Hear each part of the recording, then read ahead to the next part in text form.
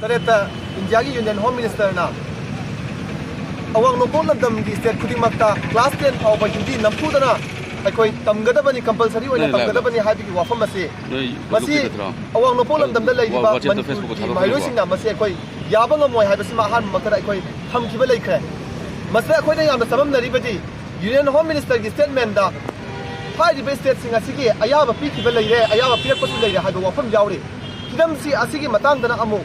अखोई की स्टेट की माइकईदगी अयाबा पीखबरा पीद्रिबरा हाइबिगी वाफम अमा फावबा हौजिक फावबा फोंदोतरा थंबा हाइबसे मसिना अखोइदा हेना चिंगनाबा हेना नुनांग हनबा अमा का पोहले मरम अदुना मणिपुर लेंगाकी ओइबा हिंदी को क्लास 10 फावबदा कंपलसरी ओइना तमलकनी हाइबिगी वाफम मसिदा मणिपुर लेंगाकी ओइबा वाफम अमा यामना मयेक सेंगना थंबियो हाइबा वाफम सिमा थमजरी लोइना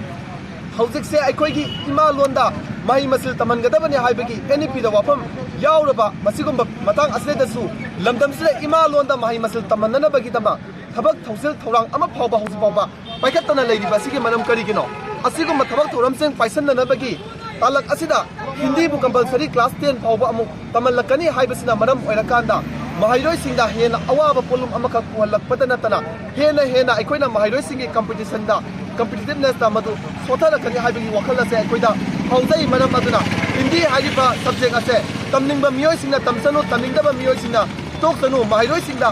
तंपुदना तमगदबनी हाइबा तारगदी मधु अखोइ याबा ngमलोय इंडिया दा तोंगान बा अखोइ लोन कुनगनिथोय इंडियन कॉन्स्टिट्यूशन गी एसके दुना चललगा लेरिबने अदोय बतारगदी मसिगे मनुंगदसु मणिपुरी हाइबा लोन असु एसके दुना चलिबने हिंदी सु एसके दुना चलिबने हिंदी गा मणिपुरी गा से सब मानबा लोन की थांग अमा खक्ता लई हाइबसे अखोइ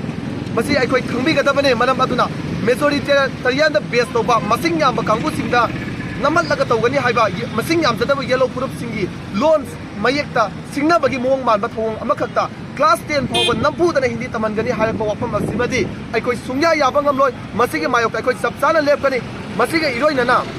लमदम मसिगे सोथरकलबा तोंगान बाइखोगी लोन सिंग येलो पुरुप सिंगना लोनरिबा लोन सिंग असे मसिगे ओइबा अखोइ योखननबा मसिबु कन्ननबगी दमक्ता अखोइगी लेगासिगे ओइबा यामना याम फजबा स्टेट की ओइबा लैंग्वेज पॉलिसी अमा लेहनबिगदबनी हाइबसिने हाइबा लैंग्वेज पॉलिसी असे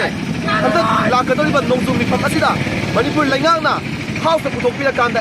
लैंग्वेज पॉलिसी अमा लेहलकांदा अखोइ लोन इएक्से साफतनबा लोन दोइनो फनगदबने मदु नत्तबिदा अखोइना दम हिंदी तमहनबदा रोमदा मायोल से लाप तारगदी अखोइगे सोथरकलब लोन सिंग असे ओइना मांगबदा नतना माइरोय सिंगसु अचौबा अवाबा पोलुम अमा खपुरकनी हाइदना